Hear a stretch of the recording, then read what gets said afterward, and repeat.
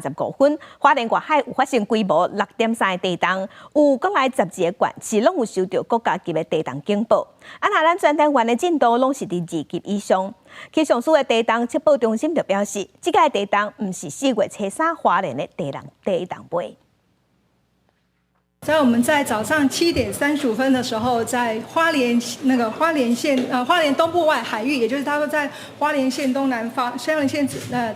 东方大概东南方大概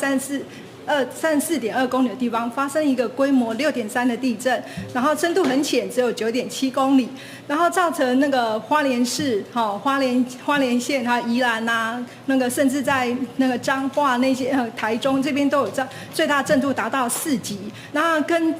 因为它位置相当靠近我们0403今年0403的震央余震的分布区，但是因为0403整个余震的能量，我们初步判断是释放的已经有一个阶段了那所以相对的就造成说周围的